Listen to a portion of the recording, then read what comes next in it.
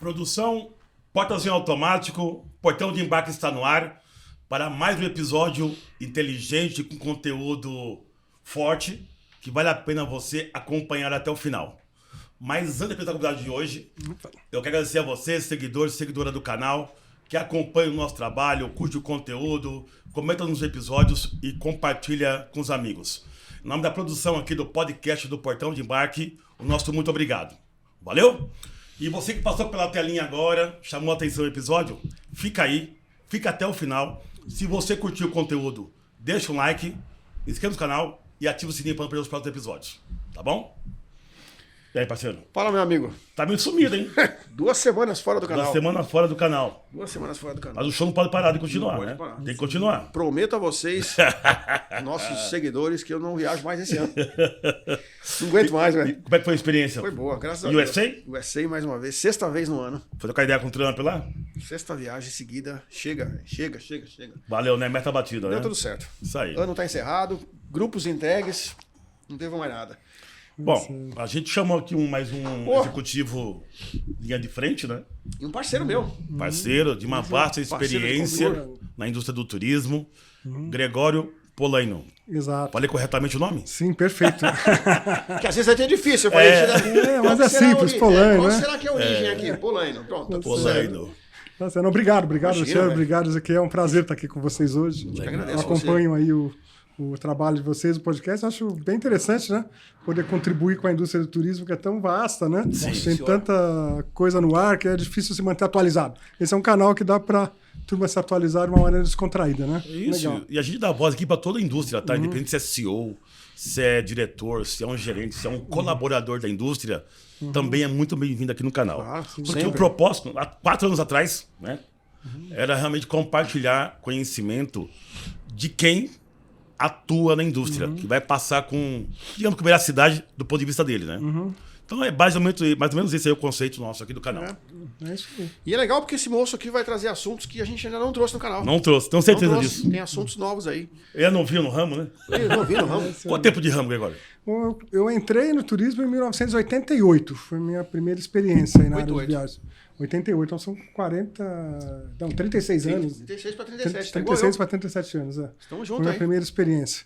Eu trabalhava num banco de investimentos, aí eu trabalhava junto com um estagiário na área de tecnologia. Ele era boliviano e finalizou a faculdade aqui, não deram visto para ele ficar no Brasil. Aí ele voltou para La Paz. E chegou lá, ele arrumou um projeto, ele falou, pô, já tem um projeto legal aqui, né, desenvolvimento de sistemas. Mas sozinho eu não vou conseguir. Você não quer vir para cá para me ajudar a fazer isso? Aí eu fui para lá.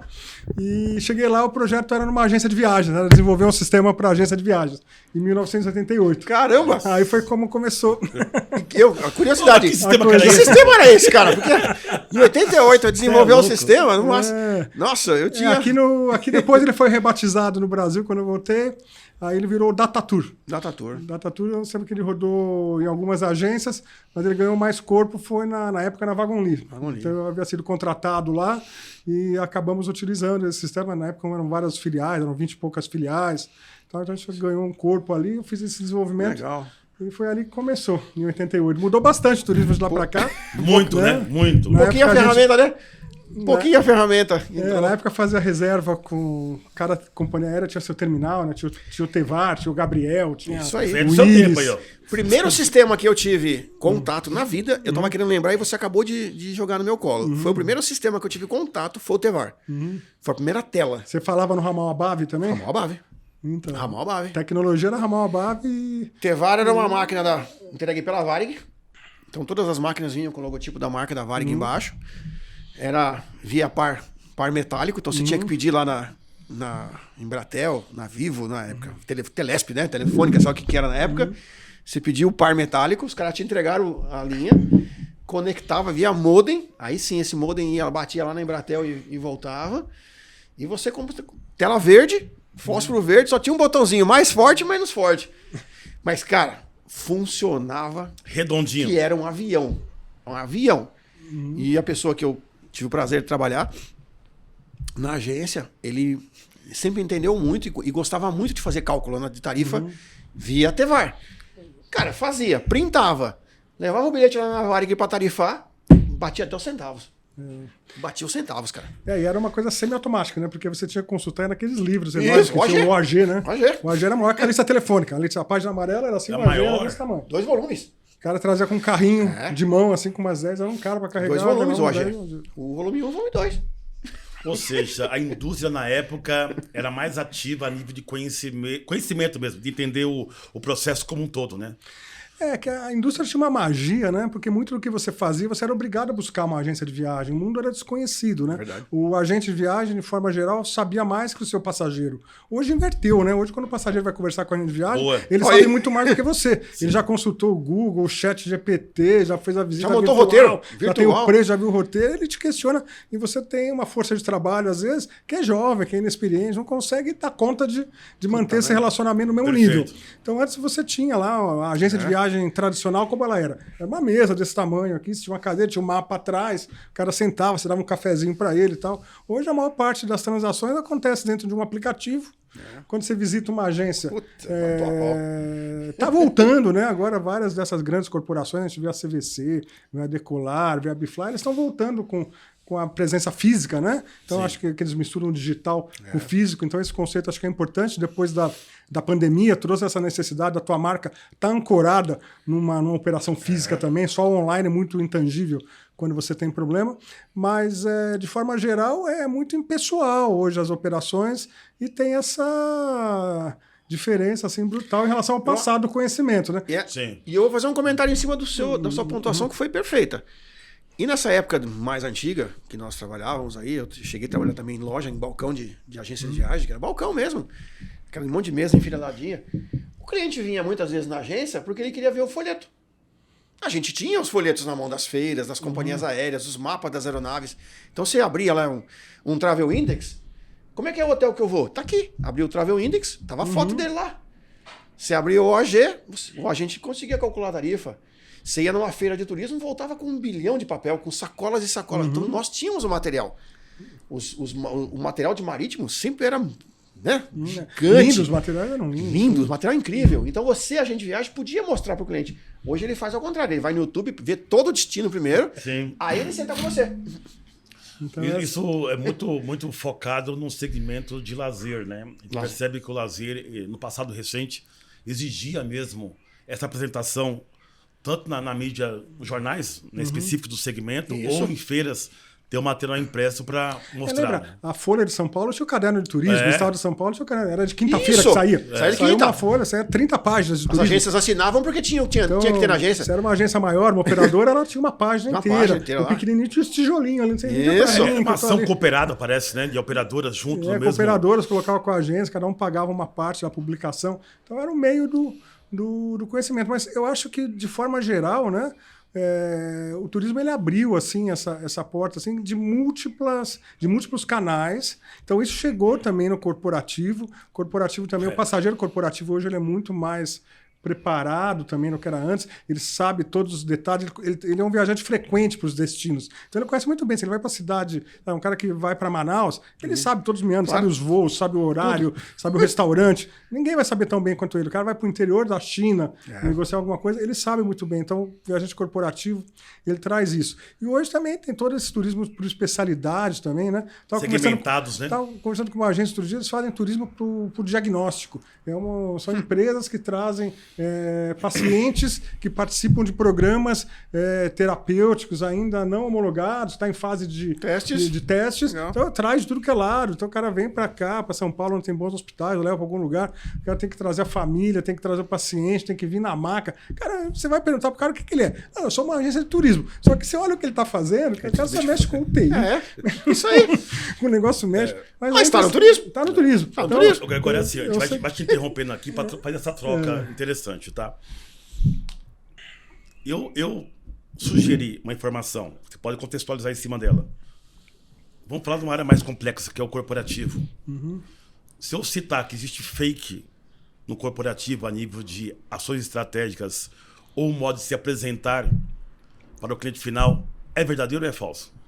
Você responde se você E quiser. em qual contexto que você fala assim, Eu fake? digo até a nível de apresentar a marca mesmo, com os benefícios. gestão, custo. Vender algo que não entrega?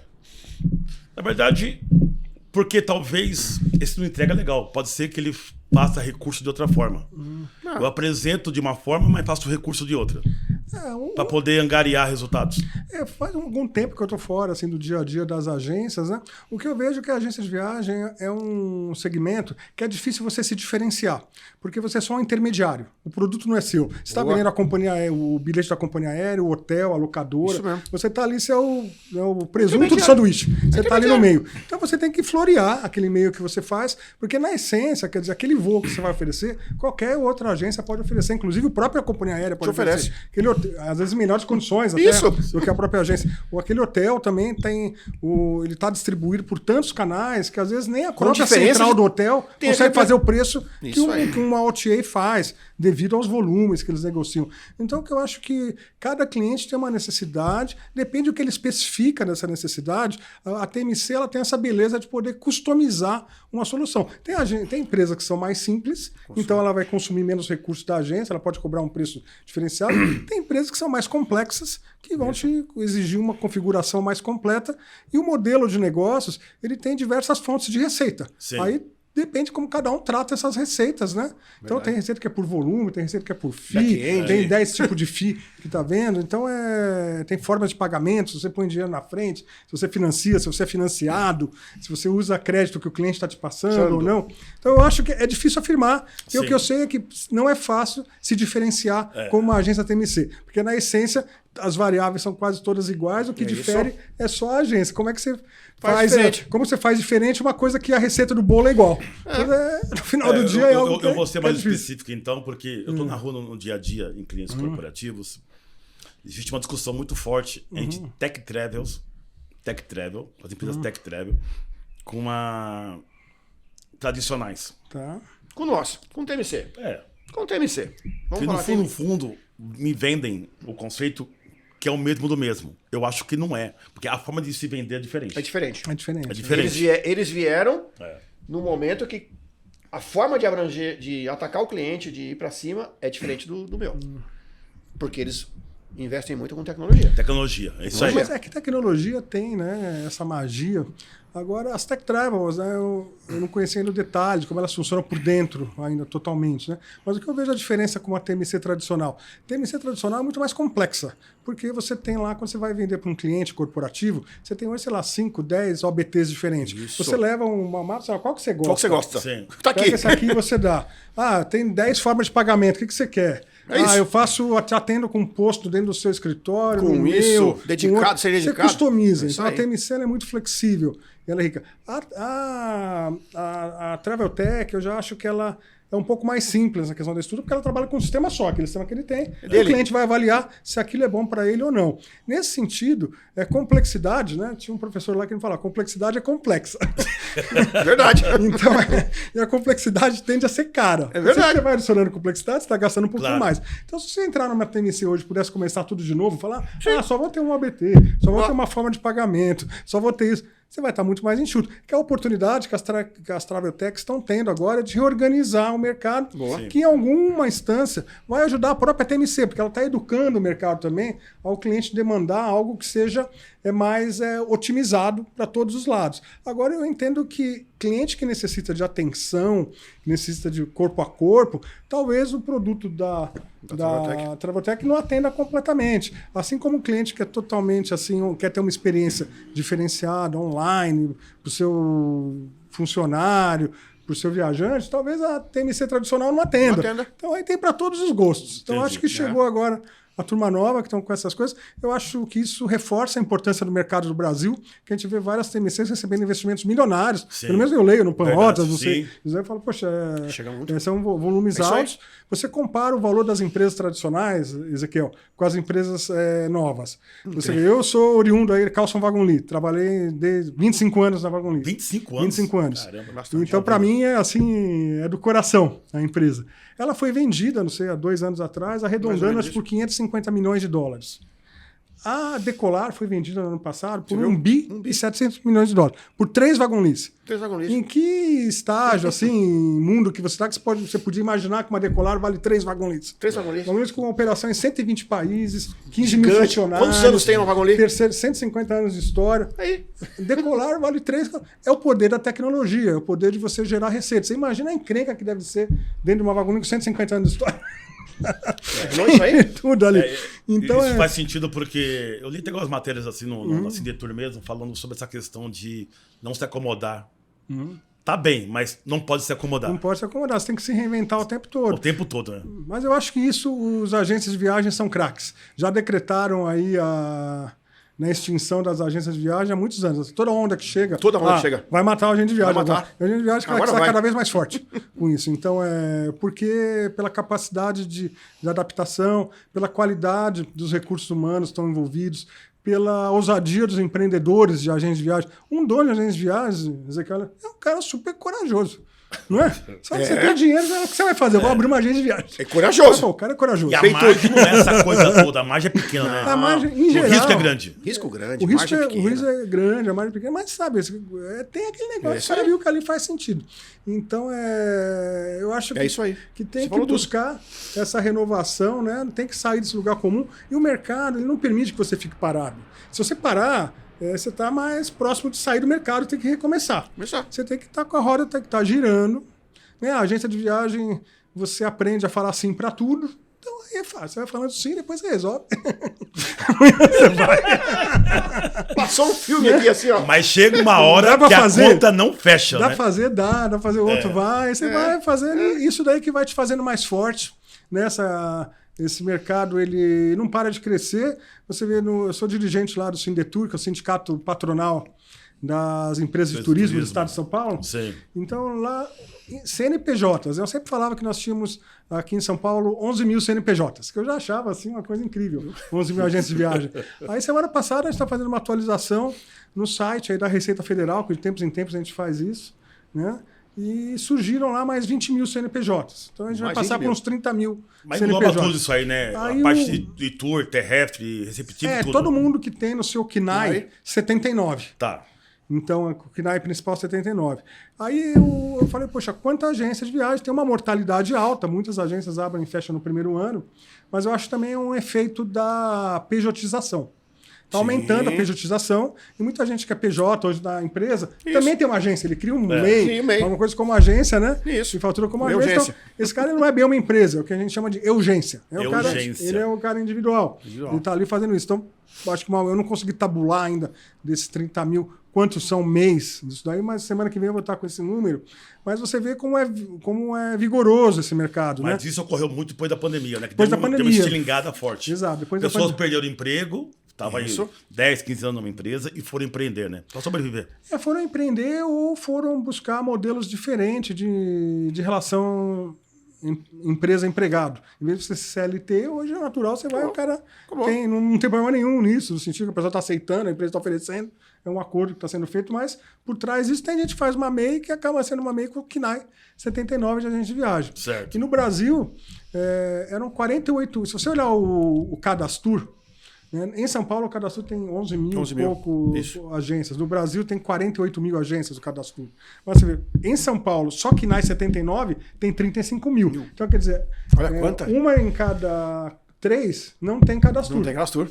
E isso quer dizer o quê? Se não tem Cadastro, é mais difícil você operar como agência. Né? Claro. Então, você tem que ter um Cadastro. Então, isso diz um pouco desse mercado, assim como ele está hoje. Né? Uma perguntinha. Qual que é o papel, os pilares, né, do sindicato da Sindetur em relação ao agente de viagem? Qual que é o papel dele?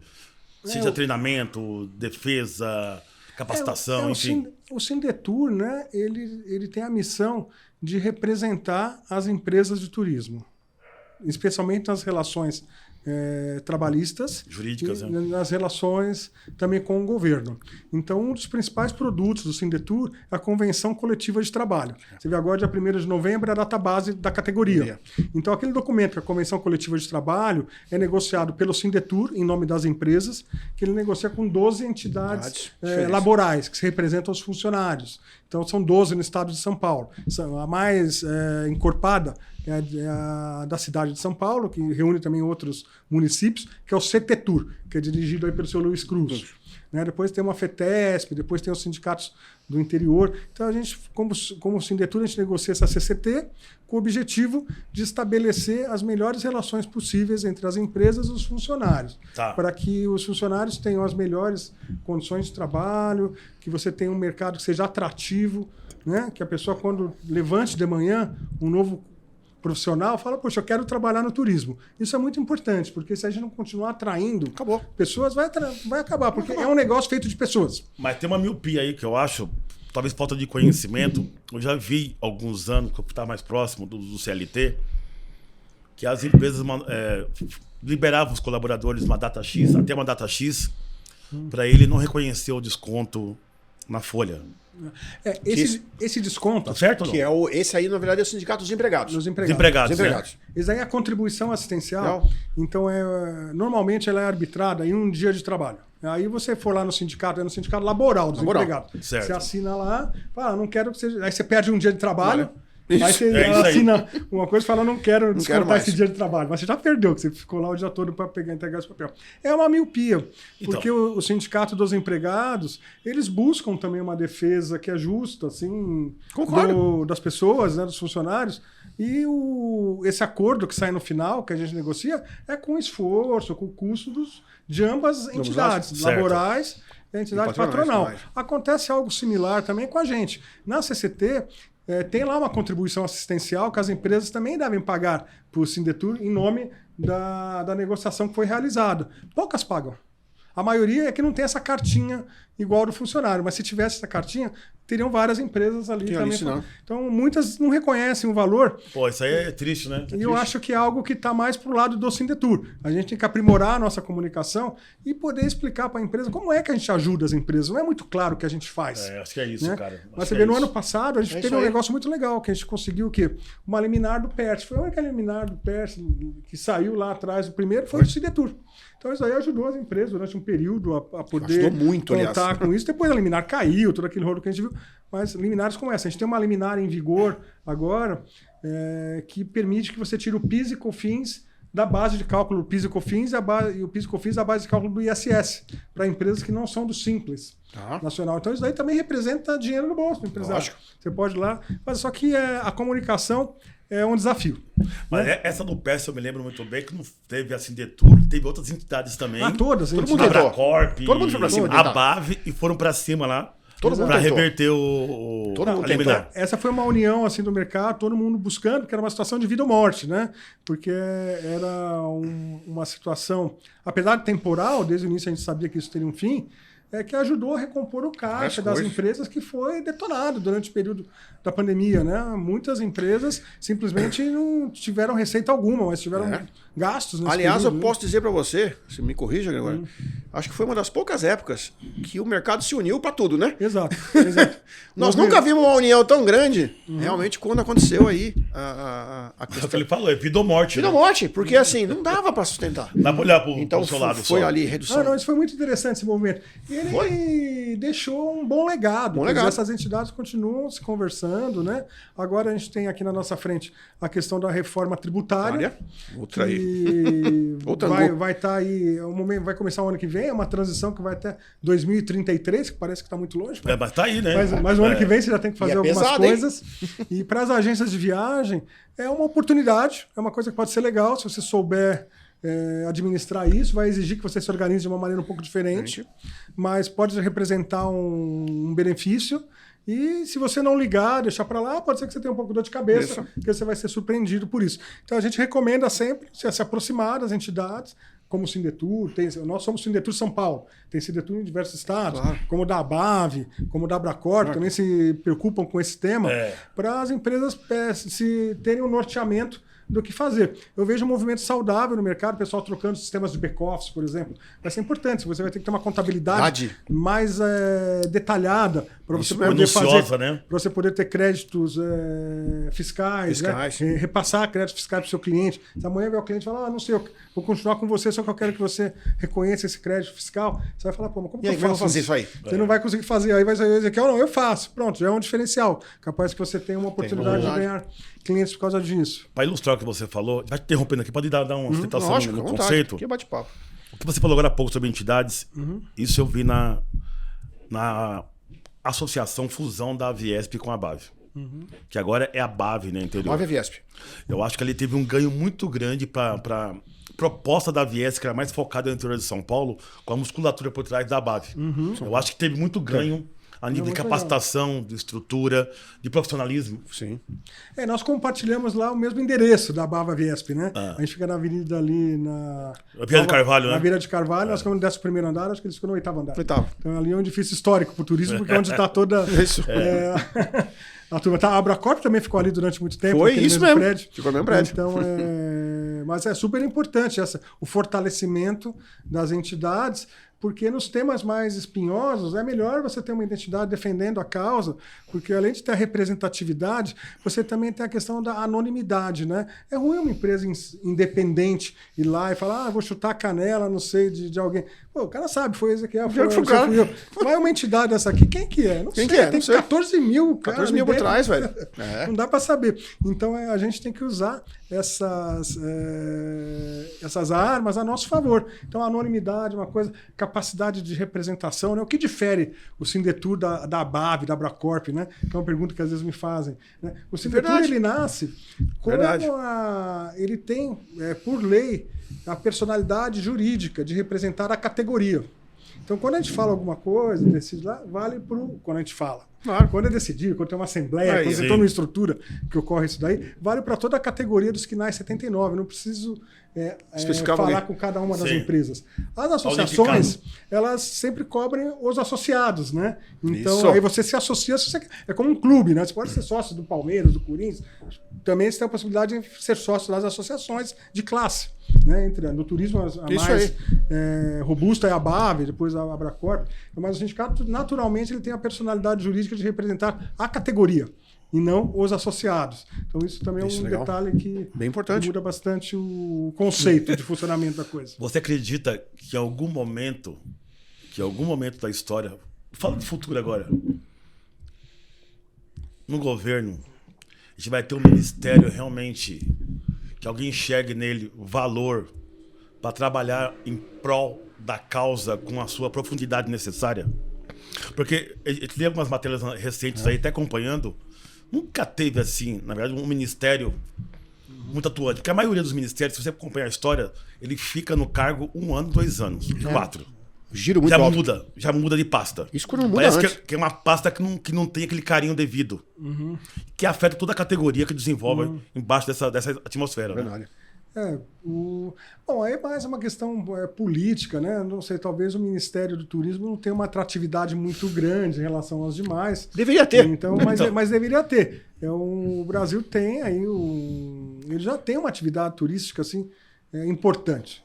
Super importante. Você vê, até setembro, o setor de turismo, acho que ele gerou 350 bilhões de reais de volume. Já é maior que o volume do ano passado todo. Então, quer dizer, esse último trimestre, outubro, novembro, dezembro, já é tudo acima da média. Do recorde do ano passado, que já foi um recorde do ano passado. Então, o Brasil é um país de dimensões assim gigantes. Então, quando o pessoal avalia muito o turismo, eles falam, poxa, nós só tivemos aqui 7 milhões de visitantes, menos que a Argentina, menos que a Torre Eiffel. Eu discordo dessa análise, porque o Brasil ele tem a vantagem de não depender do turismo externo. O mais importante, eu acho, é a gente ter uma economia pulsante que permita o brasileiro viajar. O brasileiro é um povo que ele não tende a fazer poupança. Se você dá mais dinheiro para o brasileiro na mão, ele vai consumir imediato. E entre o consumo, ele vai consumir. Não tem educação financeira, isso. Não, imediatismo. A gente pode depois fazer até uma paralelo. mas o que ele faz? Ele vai gastar. Então, o brasileiro, são 220 milhões de pessoas. Então, a gente hoje está com desemprego mínimo histórico, a massa salarial vem crescendo, a renda vem crescendo, então quer dizer, as variáveis para aumentar o turismo interno é muito grande. Você vê os investimentos no turismo interno, tem vários locais. Você vê Olímpia, que está se formando aí um polo gigante, hotelaria crescendo, aeroporto, Secretaria de Turismo, tem em São Paulo, um ótimo trabalho está fazendo lá o secretário do Sena, tem um acordo com as cidades do interior, aonde o aeroporto for homologado para funcionar, em 90 dias a companhia aérea vai botar um voo lá, Azul, Latam ou Gol. Então, amanhã inclusive, eu dou aula na FATEC, então, pro curso de turismo, porque você vê que ação legal, tem que formar a gente. Então está entrando essa questão. Então eu acho que o turismo, nesse sentido, eu concordo que não foi formado por nenhum grande especialista ainda no Ministério do Turismo, mas eu acho que a gente está um degrau antes, assim, eu focaria mais no turismo interno brasileiro, viajando, e despertar assim, o interesse da nossa juventude de entrar em viagens. Que bom que você está dando aula em algum lugar, mas sabe que nos últimos 10 anos, 80% dos cursos de turismo foram fechados. Então isso também quer dizer muita coisa. Quer dizer que não tem essa atratividade nem ali, a gente não está conseguindo atrair nem para o curso de turismo. Então fica difícil você ter também um staff totalmente preparado, especialmente no quesito de políticas públicas, né? Que forma o pessoal do turismo, que é importante você atuar nessa questão. Onde você vai pôr o dinheiro, onde você vai desenvolver, o que você vai fazer. Porque nunca sai do curso de turismo alguém preparado para trabalhar na agência, na operadora, no hotel, é outro foco. Então, não tem incentivo, né? Eu acho que não tem incentivo mesmo. Sem querer entrar em política, eu acho que o tema aqui não é política, mas eu concordo com a sua opinião, eu tenho um pouquinho de viés diferente, mas o turismo acho que está muito aquém ainda, porque eu sou novo no ramo, tenho aí 30 anos de mercado. Eu vejo o avanço, mas pelo tamanho que tá devagar pelo ainda. investimento que falta mesmo, as próprias faculdades, que tinha curso de turismo antes, que hoje parece que não tem nem muito incentivo também. Você não tem nem no Ministério, e as empresas também que atuam no segmento fazem um trabalho pontualmente, eu acho. Quem tem estrutura financeira, para capacitar a sua equipe, formar, para gerar uma nova geração, né? A própria ABAB também está trabalhando muito forte nisso também. Junto com a ABAB, que eu tô trazer uma nova safra para pessoas do turismo. Profissionais, né? Mas eu acho que ainda assim, não tem assim, um incentivo forte. Eu vou dar minha opinião aqui rapidinho, antes da gente falar dos nossos patrocinadores, né? Eu acho que o que falta, ao meu ver, né? É mais incentivo, mais crescimento, na verdade, na nossa infraestrutura. Para poder receber mais e receber melhor. Então, quantas vezes eu já fiz, você já deve ter feito, enfim, cruzeiros aí que você vai para Porto Santos. Porto Santos não queira, é um dos maiores portos do Brasil hoje. Mas para passageiro, ele é acanhado, né? Precisaria ter mais. Acanhado é um tema legal. Acanhado. Ele precisaria ter mais espaço, mais doca, para atracar melhor, poder ter mais espaço, mais conforto. Sem falar dos outros portos. Então, quantos portos aí pelo Brasil a todo que a gente precisaria estar investindo para trazer mais cruzeiro? Foi o recorde na última temporada, 2024, foi o recorde de navios no Brasil. E poderia crescer muito mais, empregando muito mais gente. Mas precisa de infraestrutura. Né? Quantos aeroportos nossos ainda precisam crescer, precisam aumentar? Rodovias também, linhas férreas, né? Cara, eu desci quinta-feira eu cheguei de viagem. E a gente fala assim, né? Se você sair do aeroporto de Guarulhos para chegar até aqui na Zona Norte, foi quase 2 horas de trânsito. Em que país do mundo você demora 2 horas para sair do aeroporto para chegar dentro do seu hotel, da sua casa, né? Então eu fico pensando no turismo como um todo, não só a infraestrutura. A infra precisa melhorar bastante, né? Você foi para Fortaleza agora, o aeroporto é um hub importante e caro, né? Caro, ele precisa ter. Daqui para lá é um hub importante, mas é caro. Precisa melhorar. Tanto é que a feira que era de João Pessoa, eu não sei, posso falar aqui uma verdade. Mas João Pessoa também não era um hub interessante para a feira. Porque não chega quase direto lá, tem que chegar conectado, né? E o custo é caro da operação. E Fortaleza tem um hub melhor. Bem grande. Né? Bem maior para poder... Tem voo internacional e tudo, né? Então... Mas enfim, só licencia sua um pouquinho para falar dos nossos patrocinadores, que é importante. Começa aí. Bom, primeiramente eu vou falar da Best Buy Travel, uma empresa que está há 12 anos no mercado, atendendo somente agências de viagens com excelência. Nosso foco é hotelaria internacional e nacional, mas o mais importante é experiência. Então você que quer fazer parte dessa empresa aí, eu cuido do corporativo da empresa, vem trabalhar conosco. Isso aí, não por menos, falando de American BPO, você agente de viagem que tem dificuldade ou está necessitando implementar na sua agência atendimento 24 horas, não perde mais tempo. Entre em contato lá com a rapaziada da Patrick, nosso parceiro, entre em contato, faz proposta, conversa, entenda os planos, tenho certeza que você vai fazer bom negócio. É isso aí. E não menos importante, mercado e eventos, uma das principais mídias da indústria do turismo, a pessoa do seu Roy Taylor. Muito obrigado por sempre confiar no nosso trabalho aqui no Portão de Embarque, tá ok? Sempre junto com a gente. Posso iniciar as perguntas? Pode.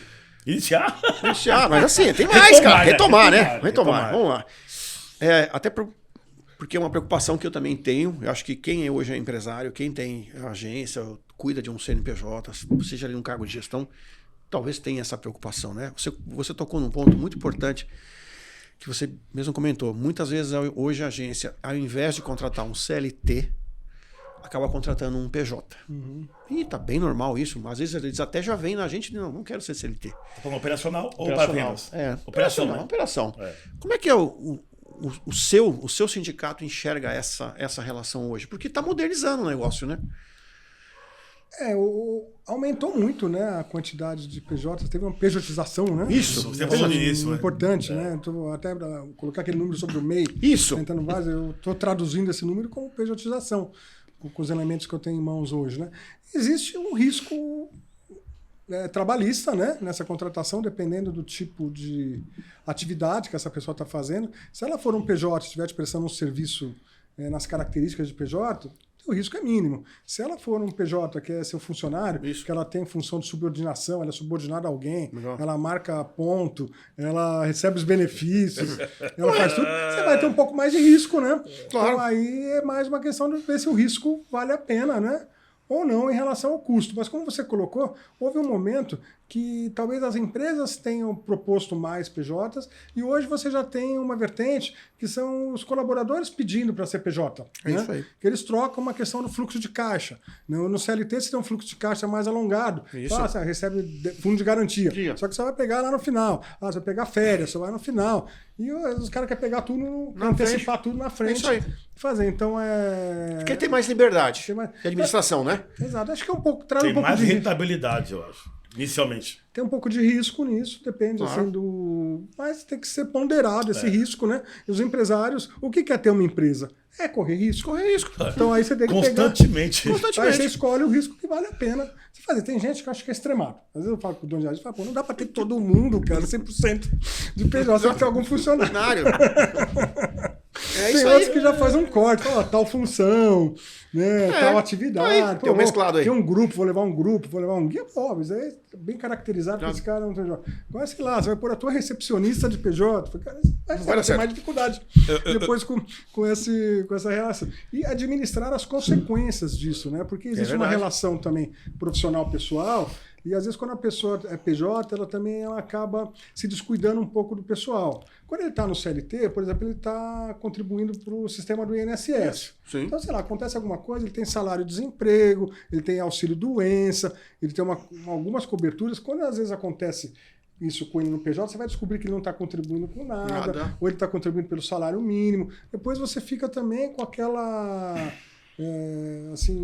dúvida sobre como você resolve esse caso. Você vai ter que também pagar. Da onde é isso aí? Você deve ter passado, todo mundo já passou por isso. Isso aí. Então, como é que você faz isso? Então, é algo que tem que ser bem ponderado. Eu sou a favor da flexibilização das relações de trabalho. Mas existe uma série de... o mínimo, né? Tudo que você sai fora daquela regra é um risco. Agora, cabe a nós, como empresários, administrar esse risco. Eu tô aqui me coçando aqui. Por que você está se coçando aqui? Eu vivo essa realidade. Eu sou PJ já há muito tempo. Há muito tempo. E eu percebo, falo da minha realidade, eu percebo que o custo, ele vem aumentando muito dos anos para cá.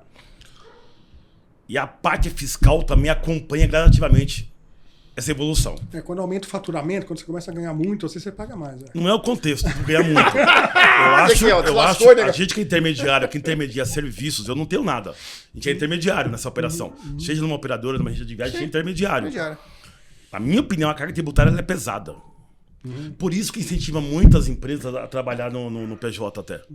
Porque talvez o colaborador vai ter uma retirada maior naquele momento para ele poder se manter nas contas. É um momento de transição que a gente está vivendo. É difícil saber qual é o certo ou o errado, mas realidade, cada dia tem mais. Tem mais. Então, e hoje tem áreas que chegou essa realidade antes, a parte de tecnologia, por exemplo. Foi pioneiro. Verdade. Tecnologia hoje, se não for PJ home office, acho que você não consegue contratar. Então, tem essa outra coisa ainda do home office, né? Sim. Home office, do híbrido, do presencial. Também. Né? Também isso daí agora está Isso. afetando um pouco a atratividade das empresas, porque tem hoje vaga que você coloca no mercado e fala, para trabalhar presencial, aonde é? Você dá um endereço, cara? Não quero. Não vou. E aí, Zaqueu, você gosta desse assunto? Aí fica- Ele é rico porque ele gosta. É um assunto bem polêmico, né? Aí fica Bem difícil de polêmico. você conseguir, porque a gente está vivendo também um momento aqui na sociedade como um todo, né? Que tem várias gerações compartilhando o escritório hoje. Né? Quando a gente era mais jovem, quando a gente começou, tinha 2 gerações. Era você e um cara mais velho. Sim. Hoje não, tem um cara de 18 anos, tem um Seu cara de lado. 60 anos, então tem lá Seu lado. cada um, cara, pensa de um jeito e vê a vida de um jeito. A magia tá como que você consegue acomodar esses Isso caras aí. dentro de uma cultura corporativa, como que você faz. Capaz para amanhã você falar, você tem que ir para algum lugar, tem situações que você aceita. Uma pessoa, às vezes, tem uma outra perspectiva, já não aceita. Parece que Isso eles aí. carecem de uma certa falta de paciência. Né? Eu vejo, Ansiedade, né? eu vejo Ansiedade. eu tenho meus filhos, então eu vejo também, eles ficam assim nessa expectativa. O cara entra, ele já quer saber quando ele vai ser promovido, quando ele vai ser diretor, como ele vai. É tudo muito rápido que acontece. Quando eu comecei a trabalhar, eu não imaginei qual era o meu próximo passo. Pô, eu tenho que fazer alguma coisa bem feita aqui. Pra depois galgar. Ali não, o cara já fala, não, o que você vai me dar lá na frente? Senão eu não vou fazer bem feito. Hoje o modelo que a gente vê assim, padrão, que eu vejo na rua, padrão, na média, assim, que é o mais aceitável, é o híbrido. É o híbrido, né? É o negociado. Tá? Você pode até dizer um pouco melhor sobre esse tema, mas se navega em várias esferas, a mão de obra hoje qualificada está em escassez na nossa indústria, por exemplo.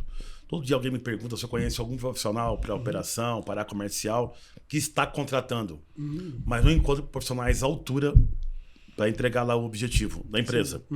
Então, tem o trabalho das entidades, tem um trabalho que é feito também, às vezes, da empresa mesmo, investir no colaborador, formar. E, às vezes, uns têm medo de perder para o vizinho por causa de um valor a mais, que faz parte do risco também. Exato. Também. Mas, e aí você vê também outras empresas surgindo em outro formato na indústria, como você citou muito bem, a Traveltech. Não é que o mercado aumentou, o mercado é o mesmo. Alguém está perdendo nessa esfera aí para alguém aumentar o share. E nessa aí também a mão de obra ela muda de empresa também constantemente. Sim. Você montar um staff qualificado hoje para atender uma venda mais especializada, o cara tem que agregar muito valor. E às vezes essa questão do híbrido, ou do home office, está na pauta também. A atratividade e retenção de pessoas está entre as preocupações principais, é motivo também de sobrevivência das empresas. Se não tiver gente, você não vai para frente. Lá no sindicato a gente tem um comitê de RH e a gente está trabalhando em 3 temas mais profundamente. Né? Um deles é a questão da NR01, que é a questão da preocupação com a saúde mental. Agora, então, a partir do ano que vem vai começar uma fiscalização mais forte e aumentou muito também os afastamentos, 500% aumentaram os afastamentos por doença mental. 500%? 500% nos últimos 4, 5 anos.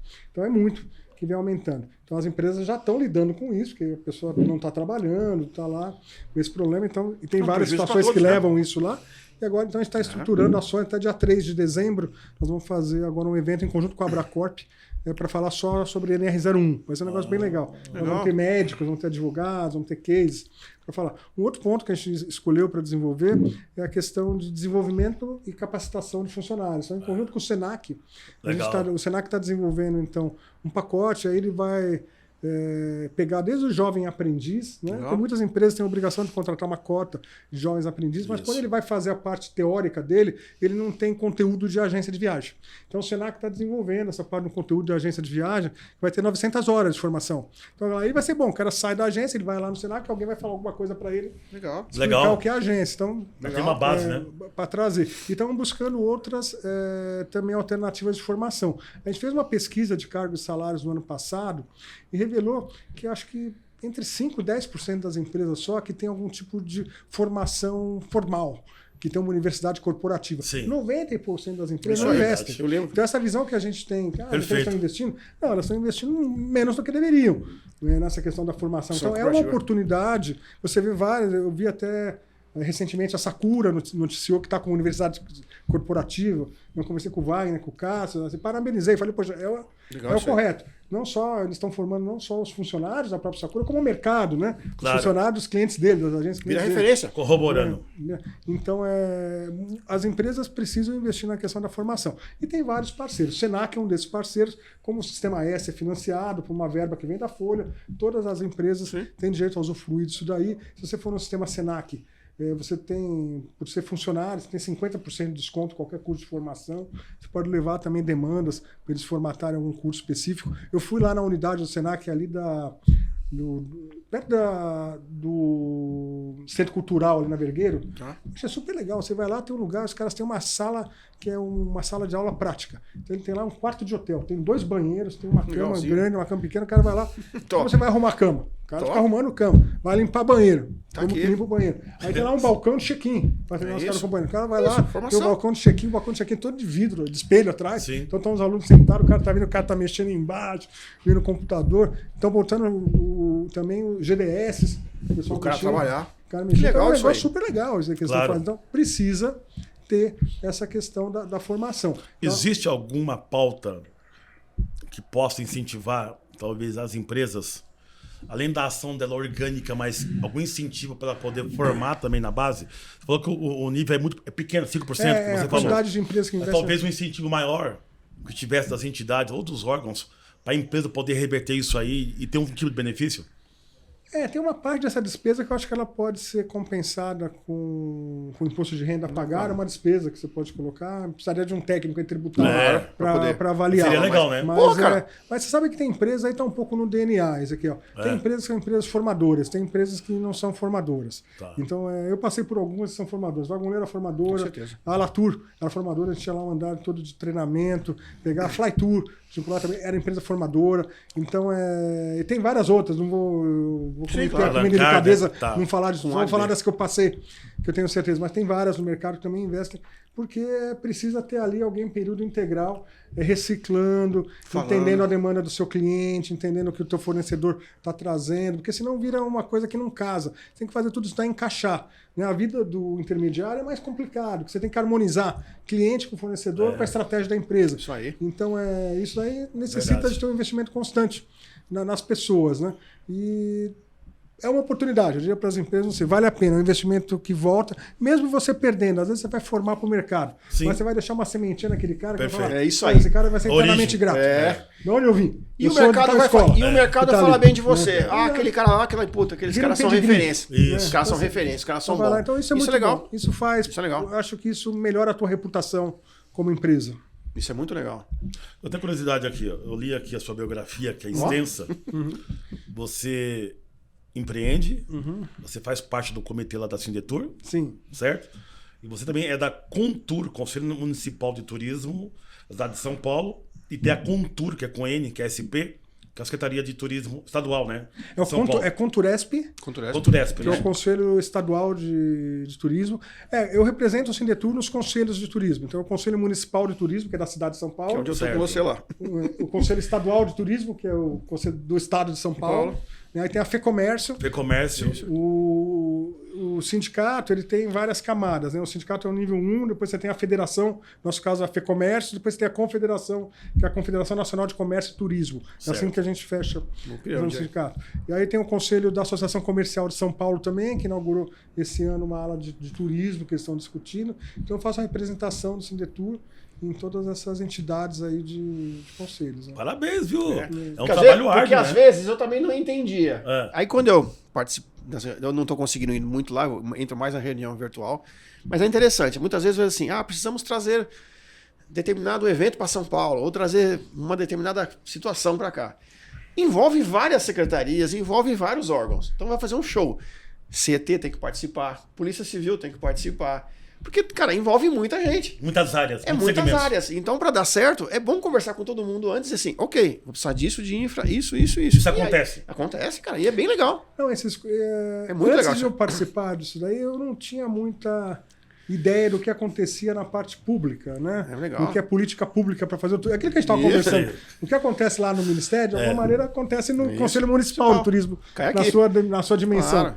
E não é fácil você conseguir alinhar, né, todas essas... Você vê o Conselho Municipal de Turismo aqui da cidade de São Paulo, ele tem feito um trabalho legal de vender São Paulo como destino. Você vê, nesse ano está participando de todas as feiras internacionais. Foi para Londres, foi para Singapura, foi para não sei aonde, com estande da cidade de São Paulo. Isso é Pode maravilhoso. falar, o cara não vai chegar, vou fazer um evento na cidade de São Paulo, o cara vai tirar cartola, ele tem que saber que existe. Que existe. Que infraestrutura que a cidade tem para oferecer. Não. Cara, que isso é fantástico. Você que falou lá atrás, o Brasil podia trazer mais gente para fora. Ok, precisa mais força, mais energia nessas feiras para que você consiga mostrar o destino para as pessoas que Então estão chegando. pronto. COP30 agora. Por que tem que ser em Belém? Nada contra Belém, pelo amor de Deus. Por que Belém e não podia ser uma capital mais estruturada para atender essa demanda robusta que vem de fora? Ah, cara, Aí você botou o cara na sinuca, hein? aí já não... É uma visão sua particular, se quiser falar. Eu acho que Belém representa tudo isso que a gente está falando. É uma floresta amazônica, né? Sim. Então, fazer uma conferência sobre o clima. Então, quem falam que o pulmão do mundo não sei a Amazônia, parece que está fazendo nada mesmo. Então, faz sentido assim, comercial, de marca, de passar a Foi o que eu mensagem. penso. Fala sozinho. Onde você está fazendo sozinho. isso? Estou fazendo no meio da Amazônia. Você não precisa explicar mais nada. Mano. Vamos falar do clima. Tá. Agora tem lá os seus gargalos. E bom para Belém, porque recebeu um monte de investimento, Claro. vai ficar um lugar mais atrativo. Vai ficar um legado. Marcado, né? Depois, sei lá, se você for a Belém o ano que Ano vem, que você vem. vai aproveitar um montão de coisa que eles Isso aí. fizeram agora. Que quem sabe só vai ficar pronto também o ano que vem. Vai ser que nem o monotrilho lá com De Congonhas, Começa de e não tem Guarulhos. acabativa, O né? de Guarulhos. Então aí, mas eu acho que foi mais uma questão assim de fazer essa associação com o tema principal. Foi isso, Tem certeza. uma oportunidade para desenvolvimento também de uma região que é mais acanhada ainda nesse Foi exatamente sentido. Eu acho que na questão da organização da estrutura, eles poderiam ter feito alguma coisa satélite também, não sei, ficar uma parte lá, uma parte, não sei, põe em Manaus, põe em outra cidade, não sei, dividir mais. Mas acho que no final vai dar tudo certo. O que ocorreu é que, de fato, vai levar uma... Né? Lembra quando foi feita essa COP no Rio de Janeiro? Sim. Aí, o que falaram no Rio? Cara, não vai sair ninguém vivo daqui, vão sequestrar, vai ter bomba, vai ter... Não aconteceu nada, foi o lugar mais perfeito do mundo. Ficou Mas ali. teve uma treta ali forte ali que, na época, eu lembro das matérias, as redes hoteleiras estavam cobrando uma diária também absurda, inviabilizando essa operação de trazer gente importante de fora, né? Sim. E também ocorre mesmo também lá na Copa também. Aí é oferta e procura, né? Procura. Aí não tem Mas uma diária ser 50 mil reais, 60 mil reais. Então, mas é loucura. É É loucura. loucura, né? Eu acho que assim, ele foi perfeito na colocação dele. Isso foi colocado lá na Amazônia justamente por ter todo o sentido do evento. Ok. Mas talvez poderia ter sido pensado, talvez ali como eu comentei numa outra vez, talvez trazer, por exemplo, para Foz do Iguaçu, que você estaria perto de um lugar com uma infra um pouco maior, um aeroporto mais já estruturado, uma rede hoteleira grande. Parruda, né? Parruda, centro de eventos, convenções, talvez funcionaria também. Mas foi a ideia de quem organizou de colocar na Amazônia. Legal. É Não, isso. mas eu acho que esse é um tremendo reconhecimento para o Brasil receber isso daí. É bom o pessoal saber que tem dificuldade também, Claro. porque é um lugar de dificuldade. Só Sim. faltava ser perfeito. Chegar lá, o pessoal chegar e falar, pô, tá tudo funcionando. Tem saneamento. Não vai ter tem trem, infra, rodovia, não vai. tem tudo. Não Não tem tem, nada. não Pois tem. aqui não tem nada. Aqui é assim, aqui precisa ter o quê? Desenvolvimento sustentável. Sustentável. É Não isso dá aí. ir lá e quebrar tudo, Não demolir tem. tudo. Então esse é o desafio do Brasil, é o desafio ainda mais da Amazônia, como compatibilizar Já, a isso necessidade de desenvolvimento com a manutenção de algo que é importante, né? Eu acho que isso que vai ser um aprendizado. Legal. Então parece que vai ser, eu vejo como positivo. Legal. tenho- Quer falar? Eu tenho um pouquinho ainda de coisa, mas fala aí. Eu tenho uma pergunta mais interessante aqui, que Vai. muda um pouquinho o tópico. Cara, essa bagagem sua que você tem aí, toda essa bagagem que você andou aí por vários segmentos e tal, você faz um trabalho muito forte de capacitação para as empresas É eu ia no falar. ambiente. Na Creative Design. A gente não combina nada aqui, Isso, tudo da aqui é meio Creative solto. Soluções. Foi isso certo. Como é que você, né? Ou é você, ou tem uma estrutura por trás, que você investe forte aí, tempo, atenção, conhecimento, Isso. para desenvolver essa indústria? Tá criativas aí. Na área de Creative Soluções, né? O que a gente faz eu faço desenvolvimento de negócio para empresas do setor de viagem, Legal. de turismo, mas que estão no exterior. Eles querem desenvolver o mercado aqui no Brasil. Legal. Então, com isso eu faço aproximação, faço uma curadoria, então tem um portfólio que tem algumas empresas que estão lá, e eu vou conversando com as empresas e levando aquilo que eu acho que dá jogo, Legal. que faz sentido. Por exemplo, hoje eu faço desenvolvimento de negócio da Lufthansa City Center. Legal. Lufthansa City Center é a maior rede mundial de agências de viagem, de TMCs. Então hoje eu estou buscando muitas TMCs que querem se internacionalizar, essas TMCs médias. Fala, poxa, como eu posso participar desse clube. das empresas globais? Poxa, então eu tenho uma solução aqui. Então, a gente conseguiu hoje, são 14 Lufthansa City Center no Brasil, e eu levo isso para eles, né? Faço também a parte de automação de lógicas de negócio, de emissão de bilhetes, do pós-booking de bilhetes. Então, por exemplo, a Gol utiliza uma plataforma que é da Deal Engine, uma plataforma que eu gerencio aqui no Brasil. Então, quando você entra no site da Gol e vai fazer um reembolso, você coloca lá o número de bilhete, ele te traz aquele saldo do reembolso. Uma parte daquelas APIs que estão lá são as APIs da Deal Engine, que a gente faz isso. Então, estamos fazendo isso para a Gol, para a Latam, para a Avianca. No exterior funciona bem, hein? Funciona. Foi que entrou há 1 ano e meio atrás, que não fazia. Antigamente a gente tinha que ligar para o call center. Para a Gol foi ótimo, porque isso era uma coisa que afetava um pouco a reputação, que demorava um pouco a processar. O cálculo hoje tinha perfeito. Todo um grupo de pessoas, então quer dizer, reduziu o esforço para fazer esse trabalho e deixou as agências mais felizes. Então, eu trabalho com a BR Travel, que é uma empresa que está em Miami. Então a gente faz emissão de bilhetes de companhias aéreas internacionais que não tem sinal no Brasil. Então, hoje tem muito tráfego, você vai para a China. Você fazer Brasil-China é fácil. Agora você vai para Pequim, você não vai para Xangai. Isso aí. É uma cidadezinha lá que você não sabe nem falar o nome. Isso. E o trecho interno? Você compra onde? A gente faz a emissão dos trechos internos. Agora o cara, a gente está falando do viajante corporativo, ele vai na agência e fala, ó, mas o bom agora é fazer de trem isso daí. Tem um trem rápido que vai lá, o cara da agência fica Antes era 4 horas, agora faz em 12h30. Onde que pega esse trem? Como que compra esse bilhete? A gente está vendendo esses bilhetes de trem na China também. Então, legal. Então, esse tipo de desenvolvimento que a gente tem feito. E demandas por conselho consultivo e por estruturação de áreas de tecnologia da empresa. Então, porque hoje a tecnologia está muito em voga, agora tem empresas que estão crescendo, que estão precisando profissionalizar suas áreas de tecnologia, então eu apoio essas empresas, assim como eles podem escolher sistemas, implantar sistemas. Porque às vezes uma escolha errada vai fazer o cara conviver durante muito tempo, né, com uma solução que não vai trazer aquele benefício esperado, e nem com aquele investimento que ele fez, às vezes não chega lá. O negócio de tecnologia gera muita frustração.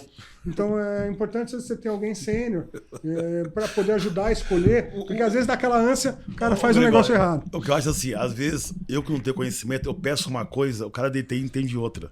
Porque falta alguém para poder pegar essa informação e traduzir numa linguagem mais clara e passar para a tecnologia. Concorda? Talvez o que ele pediu pode estar numa outra fase do processo desenvolvido. Não para o projeto todo. É isso aí. Isso aí. Falou tudo, cara. E é muito interessante isso daí, porque a Ad Creatives, eu fundei ela, foi uma coisa engraçada.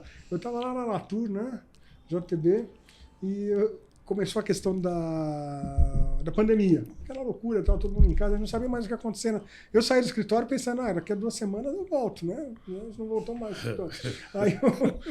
Aí nisso eu falei, bom, já que eu estou em casa o tempo todo, o tempo que eu investia no trânsito, investia por aí, vou estudar. Aí fui fazer um mestrado. Aí fui fazer um mestrado em administração, que era um sonho que eu tinha, fazer isso daí. Eu cheguei no mestrado, você precisava ter um projeto. Aí o meu orientador falou, pega um projeto da empresa que você está lá, que é mais fácil, a gente põe para funcionar. Falei, aqui não falta projeto aqui na JTB, tem um monte. Peguei lá um projeto para fazer. No meio do caminho, né, a JTB resolveu descontinuar a operação aqui, eu fiquei na mão, fiquei sem o projeto. Falei, caramba, agora me compliquei, o que eu vou fazer? Aí o cara falou, cria um projeto, pega um outro projeto aí que vai te ajudar a fazer alguma coisa. Falei, já vou fazer um projeto, uma coisa que eu vinha acalentando há algum tempo. Falei, quero ter uma operação minha, uma empresa minha, já há vários anos trabalhando no executivo, fazer uma coisa, tentar fazer algo por conta própria. E a Ad Creative saiu do meu projeto do mestrado. Legal. Então foi lá, então, a gente começou a desenhar um negócio que estava com tempo, 1 ano e meio, para pensar nisso. Aí tive uma passagem pela Bfly, e aí depois que eu saí da Bfly, falei, tá na hora, coincidiu que eu terminei o mestrado, mas eu vou pôr para rodar isso daí. E foi muito legal, que eu vi que tem mercado para isso, tem muito mercado. Tem muita oportunidade. Tem muita oportunidade. Legal isso aí. Então a gente é por aí que eu tenho tentado apoiar. Eu falo que é um hub de conhecimento e um hub de desenvolvimento de negócio, porque eu converso bastante com as empresas, às vezes não consigo fazer o negócio, mas talvez naquela conversa eu tenha conseguido deixar o empreendedor mais à vontade para ele escolher uma coisa certa para ele. Legal. Porque eu não quero ter muito insucesso. Eu falo, poxa, eu não quero estar associado. Fala, pô, vou te vender uma coisa para vender. É amanhã que você vai falar, pô, mas Você está aproximando É uma pessoas. venda de coisas. consultiva. esse cara vai me botou numa fria. Legal. Aqui nas coisas, eu não... Você está aproximando pessoas e negócios, né? Isso Então é eu legal. falo com a empresa que está no México, a empresa que está nos Estados Unidos, na Espanha, Que legal. em Portugal, e vou trazendo eles para cá. Todo mundo tem um interesse especial no mercado do Brasil, só que o mercado do Brasil não é para amadores. Quando esses caras chegam aqui, eles pensam que é fácil, e a coisa não é fácil. Não é aqui, só shake hands, né? Não é. Aqui é complicado. Não é só plug play, né? Não, aqui Não tem é. muita tropicalização, Isso. tem muita regra de negócio que não tem em outros mercados, né? E por que tem regras de negócio aqui no Brasil? Porque o mercado é muito dinâmico. Em outros mercados são mais estáticos. isso Aqui aí. é um dinamismo da pesada. É isso aí. Parabéns. E aí? Para mim, muito obrigado aqui. Eu também gostei, passou tão rápido a hora. Nossa entendeu? senhora, voou. Para encerrar com chave de ouro aqui, pega o resumo da ópera aí. Essa câmera aqui é a sua. Dá um recadinho final para a indústria, do trabalho que você faz, da sua percepção da indústria. Para os nossos seguidores, para os seus seguidores também. Tá bom. Bom, vamos lá. Não tinha pensado nessa parte final. Assim que é gostoso. Assim que é bom. Pega na Sai do surpresa. coração, entendeu? Vamos lá. Sai do Surpresa, coração. pega na surpresa. Não, eu sou um entusiasta aqui da área de viagens, de turismo, assim, em geral. Acho que tem um monte de desafio e dificuldade, mas é aí que estão as oportunidades. Se não for algo difícil de resolver, já está feito, não tem como você explorar. Então, quando eu vejo o que está acontecendo no mercado, eu vejo que tem oportunidade para todo mundo. Tem oportunidade, não sei, para travel tech, para o tradicional, para a área de criativa, para quem está fora, para quem está dentro. Então, acho que é um mercado que eu respeito muito pelas oportunidades que estão aí para a gente poder explorar. Não é fácil traduzir isso em uma solução, né? Daí vem a beleza da coisa. Os atores, em geral, são também muito interessantes porque eles trazem novidades para a gente o tempo todo, trazem pontos de vista que você nem sequer imaginava, né? Às vezes você começa a conversar uma coisa, você pensa que é por um lado, você vai ver que está por outro lado, aquilo que não tem nada a ver com isso. Então é um aprendizado constante. Então eu sempre também recomendo aí para as empresas se permitirem aprender, né? A gente está na era aqui ainda do conhecimento. Quer dizer, a gente tem que se permitir aprender. Até essa questão da IA, a gente não falou muito, mas é um tema que também me fascina. Então a IA, eu acho que vai ser algo que vai melhorar muito a nossa produtividade, mas não vai nos substituir. Sim. Então, mas você tem que poder, você tem que saber o que é. Tem que Ou seja, a gente de viagem não morre. Não morre, ele vai ficar mais produtivo. Ele vai fazer mais rápido, mais bonito. Isso, mais bonito. Então vai ser a vida do desenvolvedor, tecnologia. Eu comecei minha vida de programador. Então fiquei 10 anos fazendo programa, escrevendo linha de programa. Sei lá, eu pegava um programa que eu fazia antes, sei lá, que você tinha 10 mil linhas, esse programa hoje tem 2 milhões de linhas, 3 milhões de linhas, porque você olha parece que é tudo mais fácil, mas por trás da tela tem muito mais código. Só que como que você faz todo esse código sem errar? Você precisa ter um assistente. Hoje vem um assistente que está te ajudando a acelerar. Isso vai baratear a tecnologia, vai permitir que todo mundo utilize. Tem mais ferramenta. Então eu sou, do ponto de vista de otimismo, eu acho que a indústria vai crescer, vai se diversificar, a gente vai ter oportunidade em todos os segmentos aqui, lazer, corporativo, experiências, luxo, vai ser um pouco de tudo, mas no final é sempre um pouco mais do mesmo. Alguém tem que fazer uma reserva no hotel, alguém tem que fazer uma reserva no aéreo, alguém tem que emitir um documento, pode ser o voucher, pode ser o e-ticket, alteração, pode ser o aplicativo, tudo, né? Tudo. Alguém vai ficar descontente. Então você tem que entender a dinâmica humana, não só do teu cliente, mas também da tua equipe. E fazer com que isso aí se conjugue numa fórmula de sucesso. Legal. Porque às vezes o pessoal se atrapalha nesse ponto também, ou posiciona a marca numa coisa que ele não consegue entregar, ou posiciona a equipe em um momento de muito estresse, que também aí não entrega. Acho que vamos focar para entregar. Legal. É isso aí. Top demais. Vamos fazer o arroz e feijão bem feitinho. Bem feitinho. Bem feitinho. Meu irmão, obrigado pela sua presença. Parabéns aí. Eu gostei muito do bate-papo, bem com tudo pesado, eclético. E você aí que ficou até agora no canal assistindo, deixe seu comentário. Isso aí. Se tiver alguma dúvida, ou concordar com a gente também, pode comentar. A gente vai responder. Né? A gente vai responder. E compartilha com os amigos, que é importante para nós. Tá ok? Aí. E aí? Muito obrigado, galera, mais uma vez aí pela audiência. Conte com a participação do Gregório. Caso você tenha alguma dúvida, alguma coisa, os contatos nossos vão estar no vídeo.